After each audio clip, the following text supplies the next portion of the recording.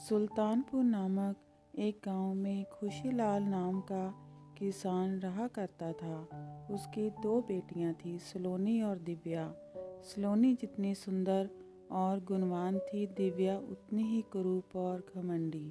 पूरे गांव में सब सलोनी को ही पसंद करते थे, लेकिन दिव्या के कुरूप होने के कारण कोई भी गांव वाला उसे पसंद नहीं करता था। एक गांव का दूध वाला, जिसका नाम गबरू था, अपनी साइकिल पर गाना गाता आ रहा था। गबरू, अरे गबरू चला रे, अपनी साइकिल पे गांव गांव घर घर दूध बांटने चला रे। ओहो, तभी उसकी साइकिल खुशीलाल के घर के बाहर आकर रुक गई और गबरू जोर जोर से चिल्लाने लगा, गबरू कोई है? अरे दूध वाला गबरू आया है भाई, अरे बाहर आओ। अरे ओ सलोनी, जल्दी से बाहर आ। उसके आवाज़ लगाते ही दिव्या बर्तन लेकर बाहर आती है। गबरू, अरे धत तेरे की, ये क्या देख लिया गबरू? अरे छी छी, सुबह सुबह पूरा फ्रेश मूड खराब हो गया भैया। हाय, इस काली कलूटी को देख लिया। अरे रे, कितनी बार कहा है तुम दूध लेने मत आया करो, लेकिन तुम हो कि अपना ये बदसूरत चेहरा उठाकर मेरे सामने आ जाती हो। तभी वहाँ पर बहुत ही सुंदर दिखने वाली सलोनी आती हैं। सलोनी, अरे क्या हुआ गबरू भैया, क्यों चिल्ला रहे हो आप? सब ठीक तो है ना गबरू? अरे रे, क्या कहा भैया? अरे मैं तुम्हारा भैया थोड़ी ही लगता हूँ। लेकिन सलोनी जी, आज आप क्यों नहीं आई दूध लेने, बल्कि आपकी ये काली बहन आई, जिसे देखकर मेरा पूरा मूड खराब हो गया। हाँ, अगर आपको पहले देखता तो मेरा पूरा दिन बन जाता भैया। आखिर कितनी स्मार्ट हो जो आप दिव्या, ये सब तेरे ही कारण होता है। तू ही मेरी सबसे बड़ी दुश्मन है। तेरे इतने सुंदर होने की वजह से मुझे ऐसी बातें सुननी पड़ती हैं। और देखो तो सही, इस कद्दू जैसे गबरू को खुद को 2 इंच का भी नहीं है, और कैसे मेरे काले रंग के कारण मुझे बदसूरत बोल रहा है। अरे खुद को कभी देखा है आईने में? आया बड़ा मुझे बदसूरत कहने वाला। चल जा यहाँ से गबरू। अरे रे, तो ठीक है, भड़कती क्यों हो भाई? अरे जा रहा हूँ यहाँ से। सलोनी, नहीं नहीं दीदी, ऐसा बिल्कुल भी नहीं है। तुम मेरी प्यारी बहन हो, तुम जैसी भी हो मुझे बहुत प्यारी हो। न जाने तुम क्यों ऐसा सोचती हो। तभी दिव्या और सलोनी के पिता खुशीलाल वहाँ आते हैं। खुशीलाल, अरे उठ गई मेरी दोनों प्यारी बेटियाँ। क्या बात है दिव्या बेटी, आज तो तुम भी जल्दी उठ गई, वरना तो रोज़ तुमसे पहले तो सलोनी बेटी ही उठा करती है। दिव्या, क्या कहना चाहते हैं आप पिताजी? आज जल्दी उठ गई मतलब यही कहना चाहती हैं कि मैं रोज़ कितनी देर तक सोती हूँ, और आपकी प्यारी बेटी सलोनी कितनी अच्छी है जो रोज़ सुबह सुबह जल्दी उठ जाया करती है। आखिर इस सलोनी की तो तारीफ़ करते हो, इतनी सुंदर जो है, मैं इतनी कुरूप जो हूँ। उसके बाद दिव्या वहाँ से चली जाती है। खुशीलाल, अरे नहीं नहीं बेटा, तुम ऐसा क्यों समझती हो? मैं तुमसे उतना ही प्यार करता हूँ जितना मैं सलोनी से करता हूँ, लेकिन ना जाने क्यों तुम ऐसा सोचती हो। सलोनी, अरे पिताजी आप चिंता मत कीजिए, दिव्या तो बस ऐसे ही बोलती है। दिल की बहुत अच्छी है मेरी बहन, आप चिंता मत कीजिए, देखिएगा एक दिन दिव्या दीदी ऐसी बातें करना बंद कर देगी। अच्छा पिताजी, आप गांव के बाज़ार जा रहे हैं तो मेरे लिए लाला की दुकान से गर्मा गर्म समोसे लेते आना, आज बहुत दिल कर रहा है। खुशीलाल, अच्छा ठीक है बिटिया, ले आऊँगा तेरे लिए समोसे। अच्छा, अब मैं चलता हूँ। थोड़ी देर बाद खुशीलाल समोसे और जलेबियाँ लेकर आता है। खुशीलाल, अरे कहाँ हो मेरी प्यारी बेटियों दिव्या और सलोनी? अरे ज़रा देखो तो सही, मैं तुम्हारे लिए बाज़ार से समोसे और जलेबियाँ लेकर आया हूँ भाई। अरे देखो देखो, बाहर तो आओ ज़रा। सलोनी, अरे पिताजी आप आ गए, अरे वाह, कितने सारे समोसे और जलेबियाँ लेकर आई हैं। वाह, मुझे तो बहुत ज़ोर की भूख लगी है। दिव्या, हाँ हाँ, ये समोसे और जलेबियाँ भी पिताजी तेरे लिए ही लाए होंगे। आखिर तू पिताजी की इतनी सुंदर बेटी जो है ना। जा जा तू ही खा ले सलोनी ये गर्मा गर्म समोसे और जलेबियाँ। खुशीलाल, अरे नहीं सलोनी बिटिया, ये समोसे और जलेबियाँ तो मैं तुम दोनों के लिए ही लाया हूँ। तुम हमेशा ऐसी बातें क्यों करती हो बेटी? तुम भी मुझे उसी तरह प्यारी हो जिस तरह सलोनी। फिर क्यों दिव्या बेटी ऐसी बोलती हो तुम? तभी दिव्या चुपके से अपने कमरे से बाहर आती है और रसोई में जाकर देखती है कि समोसे और जलेबियाँ रखी हैं कि नहीं।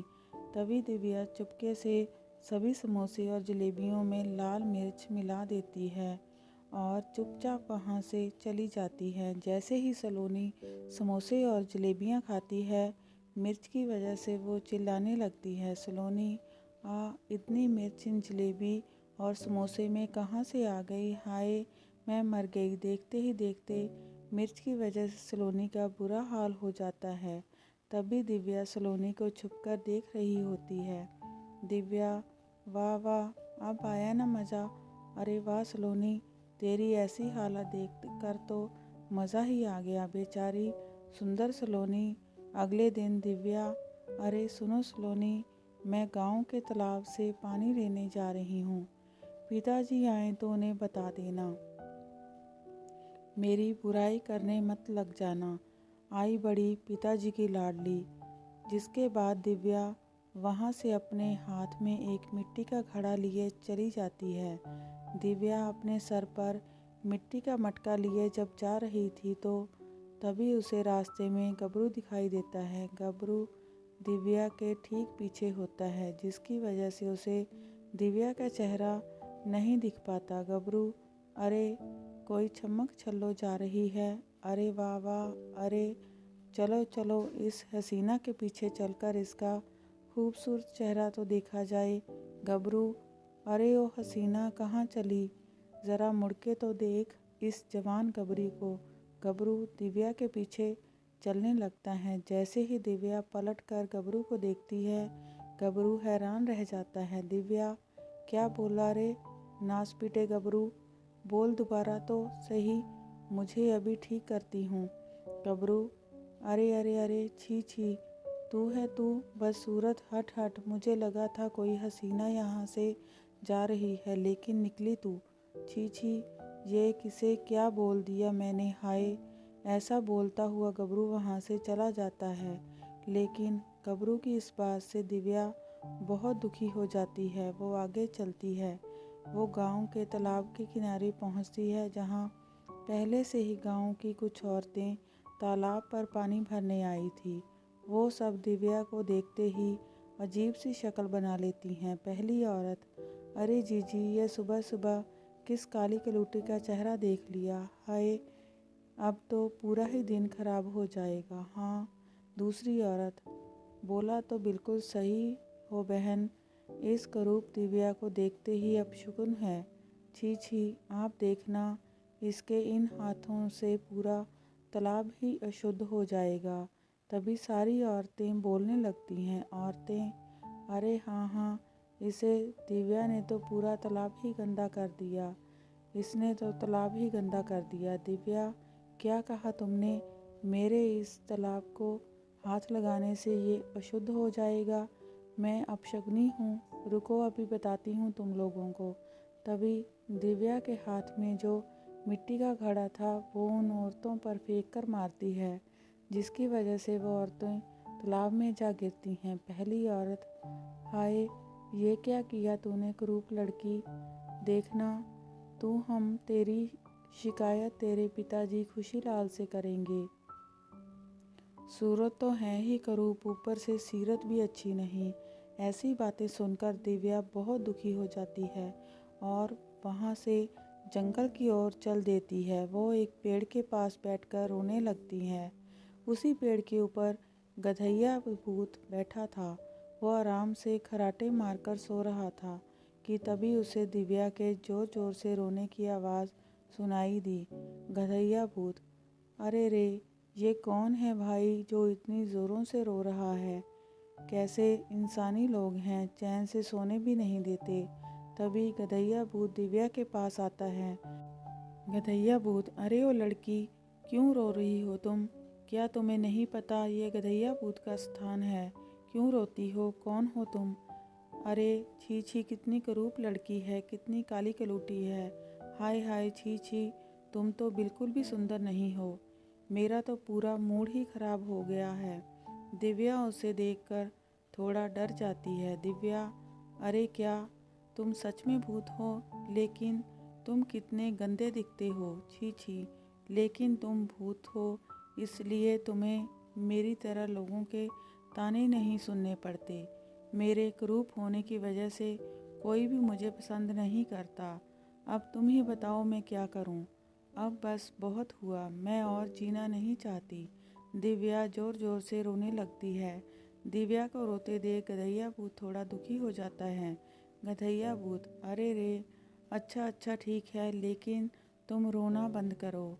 तुम्हारे रोने की आवाज़ से ऐसा लगता है जैसे मेरे कान ही फट जाएंगे। हाँ, आखिर मैं भी इमोशनल भूत हूँ और यहाँ आसपास कोई भूतों का डॉक्टर भी नहीं है, लेकिन मैं तुम्हारी मदद कर सकता हूँ। तुम एक क्रूप लड़की से बहुत ही सुंदर और रूपवती लड़की बन सकती हो, बिल्कुल ऐश्वर्या राय की तरह। दिव्या, क्या तुम सच बोल रहे हो गधैया भूत? ऐसा हो सकता है? क्या मैं भी अपनी सलोनी बहन की तरह सुंदर हो सकती हूँ? फिर तो कोई भी गांव वाला मुझे कुछ भी बोलने की हिम्मत नहीं कर पाएगा। मुझे सभी के तानों से छुटकारा मिल जाएगा। बताओ ना, ऐसा हो सकता है? गधैया भूत, मैं तुम्हें बता तो दूंगा, लेकिन इसके बाद तुम्हें मुझे ककड़ी खिलानी होगी। हाँ, आलू ककड़ी, बकड़ी। गधैया भूत को पसंद है ककड़ी। हा हा हा, लेकिन ध्यान रहे लड़की, सबसे सुंदर बनने के बाद अगर तुमने अहंकार किया तो फिर हमेशा के लिए तुम और अधिक करूप हो जाओगी और वापस से कभी सुंदर नहीं बन पाओगी और तुम्हें ऐसे ही अपना जीवन बिताना होगा। दिव्या, नहीं नहीं गधैया भूत, मैं कभी अहंकार नहीं करूँगी। मैं तुम्हारी ये बात हमेशा ध्यान रखूँगी। हाँ, लेकिन तुम मुझे सबसे सुंदर बना दो, सबसे सुंदर, बहुत सुंदर। गधैया भूत, आलू ककड़ी बकड़ी करूप लड़की से तुम बन जाओ सुंदर लड़की। ऐसे बोलते ही देखते गधैया भूत अपनी शक्तियों से दिव्या को बहुत सुंदर बना देता है। दिव्या ये देखकर बहुत खुश हो जाती है। दिव्या, अरे वाह, मेरा रंग दूध की तरह एकदम सफ़ेद हो गया। वाह वाह, अब तो मेरी जैसी पूरे गांव में कोई नहीं होगी। तुम्हारा बहुत बहुत धन्यवाद। गधैया भूत, अच्छा अच्छा ठीक है, अब तुम जाओ, लेकिन मेरे लिए ककड़ी लानी मत भूलना। हाँ। इसके बाद दिव्या अपने घर जाती है, जहाँ उसकी बहन और बाकी सभी गांव वाले दिव्या को देखकर हैरान हो जाते हैं। आदमी, अरे ये क्या, देखो भैया, इस दिव्या को तो देखो, ये तो इतनी कल्लू थी और अब देखो ये तो बहुत ही सुंदर हो गई है भैया। अब इसके जितनी सुंदर तो पूरे गांव में दूसरी लड़की नहीं है। भैया वाह, ये तो चमत्कार ही हो गया है। दिव्या ये बात सुनकर बहुत ही खुश हो जाती है और अपने घर जाती है, जहाँ सलोनी बैठी हुई उसका इंतज़ार कर रही थी। लेकिन सलोनी जैसे ही दिव्या को देखती है उसके होश उड़ जाते हैं। सलोनी, अरे ये क्या दीदी, तुम तो पूरी तरह बदल गई। आखिर कहाँ गई थी तुम? मुझे बताओ, मैं और पिताजी तुम्हें कब से ढूंढ रहे थे। दिव्या, हाँ हाँ ठीक है, अब आ गई ना मैं।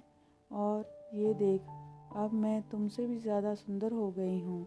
अब तू देखना, पूरे गांव में सिर्फ मेरी ही सुंदरता के चर्चे होंगे।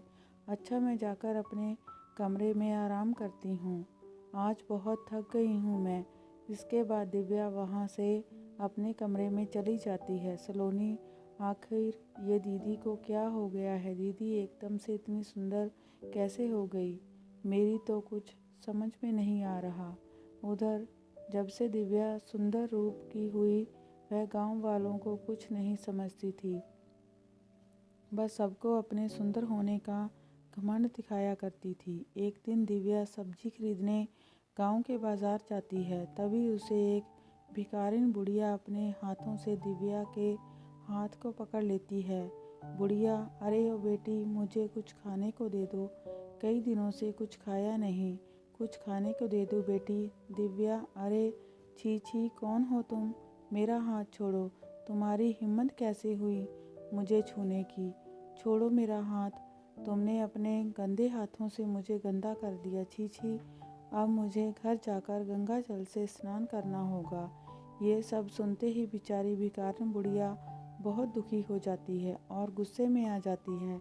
बुढ़िया, क्या कहा तूने? गंदे हाथ? बहुत घमंड है ना तुझे अपने रूप पर? तो जा, तुझे श्राप देती हूँ, आज के बाद तेरा ये रूप चला जाएगा और तू फिर से एक रूप हो जाएगी। अरे जा भिखारन, तेरे जैसी मामूली बुढ़िया मुझे क्या शाप देगी? चल जा यहाँ से। मैं गांव में सबसे सुंदर हूँ और हमेशा मैं ही सुंदर रहूँगी, मुझसे सुंदर और कोई नहीं। दिव्या अपने घर जाती है और जाकर सो जाती है, लेकिन जैसे ही सुबह उठती है, सलोनी उसे देखकर हैरान हो जाती है। सलोनी, अरे ये क्या हुआ दीदी, आपके चेहरे को ये कैसे हुआ? दिव्या, अरे तू जलती है मुझसे इसलिए ऐसे बोल रही है? हाँ, मेरा सुंदर चेहरा अच्छा नहीं लगता ना तुझे? आई बड़ी। तभी दिव्या शीशे में अपना चेहरा देखती है। उसका पूरा चेहरा बेहद ही कुरूप हो जाता है और चेहरे पर एक बड़ी सी नाक उगाती है। तभी दिव्या ज़ोर ज़ोर से चिल्लाने लगती है, दिव्या, हाय हाय, ये क्या हो गया? तभी दिव्या गधैया भूत के पास जाती है। दिव्या, अरे गधैया भूत, ये देखो ना क्या हो गया, क्या कर दिया तुमने? मुझे पहले से भी अधिक बदसूरत बना दिया मेरे को। मेरे चेहरे पर ये कितनी भद्दी दिखने वाली नाक उगाई है, ये क्या किया तुमने गधैया भूत? अरे हाँ, सच में ये क्या हुआ? तुम तो पहले से भी अधिक भद्दी दिख रही हो, छी छी। और ये क्या, तुम आज इतने दिनों बाद भी खाली हाथ ही आई हो? कहाँ है ककड़ी? यहाँ न जाने कितने दिन से मैं रोज़ तुम्हारी राह देखता हूँ कि तुम कब मेरी फेवरेट ककड़ी लेकर आओगी और कब मैं लबालब ककड़ी खाऊंगा। दिव्या, मैं तुम्हारे लिए बहुत सारी ककड़ी लाऊंगी, बस मुझे एक बार और सुंदर बना दो गधैया भूत, स्वार्थी लड़की हो तुम। ये सब तुम्हारे ही कारण हुआ है, तुम्हारी ये दशा जो भी है तुमने ही की है। सुंदर होने के बाद तुम बहुत अहंकारी हो गई थी। देखो, मैं एक बार अपने जादू से तुम्हारी मदद कर सकता था, क्योंकि लोग तुम्हें बहुत ताने मारते थे, लेकिन तुम हो कि सुधरने का नाम ही नहीं ले रही हो। अपने आप को सच में एंजेलिना जोली समझने लगी थी। अब भुगतो, मैं तो चला ककड़ी ढूंढने। ये कहकर गधैया भूत आसमान में उड़ने लगता है और वहाँ से चला जाता है। गधैया भूत की ऐसी बातें सुनकर दिव्या ज़ोर ज़ोर से रोने लगती है। दिव्या पूरे जीवन अपने क्रूरता के साथ ही बिताती है और गांव वाले उसे देखकर खूब उसका मजाक उड़ाते हैं। आखिर उसे अपने अहंकार की बहुत भारी कीमत चुकानी पड़ती है।